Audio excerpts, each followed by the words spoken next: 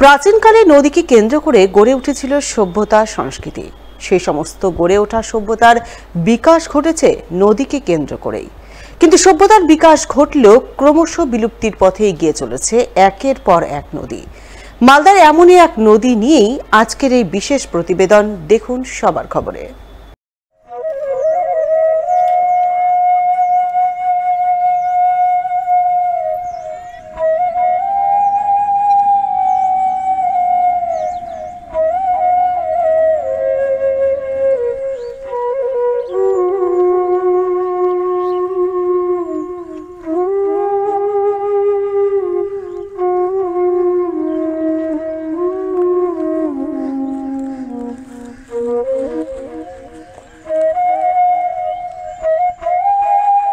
হ্যাঁ, এটাই হলো মালদার কালিন্দী নদী, যা আজ ধুঁকছে চরম অস্তিত্ব সংকটে।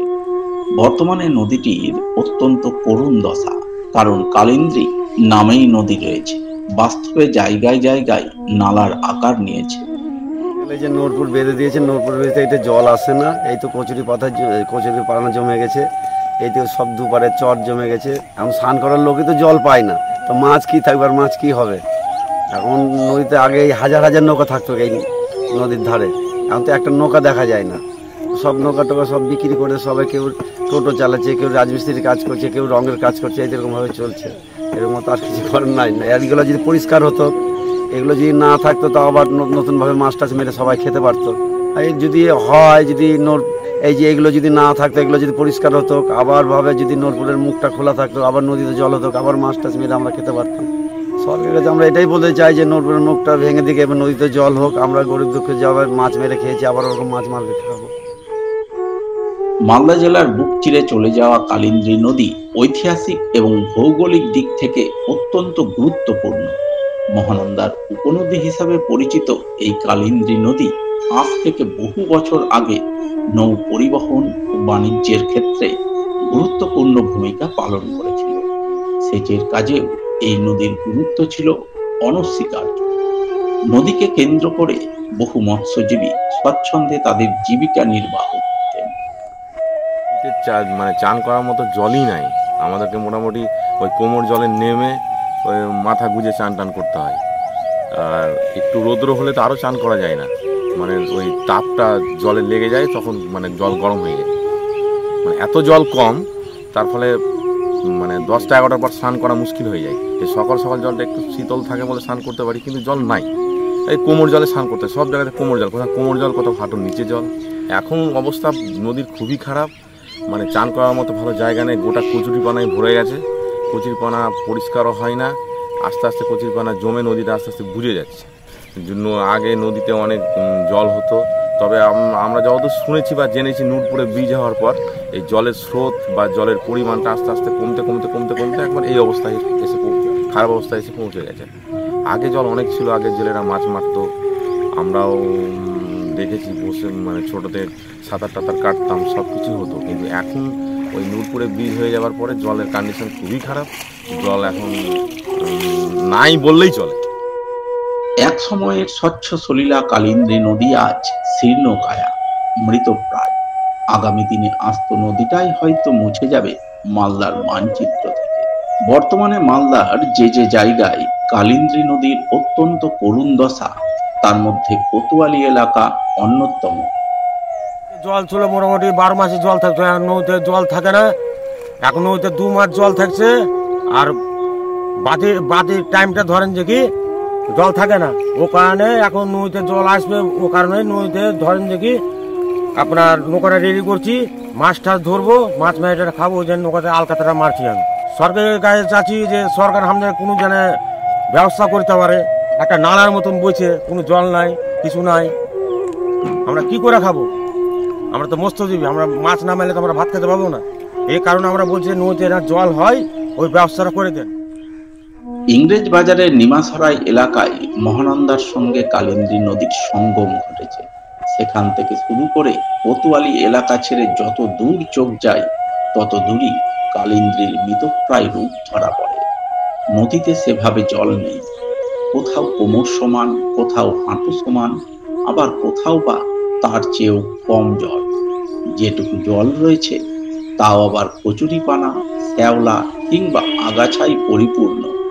ফলে জলের প্রবাহ নেই, এক ঠাঁই নিশ্চুপ নিশ্চল। এখন যা পরিস্থিতি, নদীতে তো জলই নাই। আর জল আমরা ছোটবেলাতে দেখেছি, আমার বাবা, আমার ঠাকুরদাদা সবাই যে মাছ মারতো, আমাদের নিজেদের 2-3টা নৌকা ছিল, আমরা সব আমাদের বাবা ঠাকুরদাদা সব মাছ মারতো, মাছ মেরে খেত। এখন যদি নদীতে জলই নাই তো আর মাছ কোথার থেকে আসবে? নূরপুরের বাঁধ দেওয়ার পরের থেকে নদীতে জল একদমই শুকিয়ে গেছে। তার জন্য এখন বাধ্য হয়ে আমরা এখন মিস্ত্রির কাজ করে খাচ্ছি। হ্যাঁ, রাজমিস্ত্রির কাজ করছি আমরা। আমাদের আর মাছ না থাকলে করে তো কিছু একটা খেতে হবে। এখন রাজমিস্ত্রির কাজ করছি, তাই করে আমরা খাচ্ছি।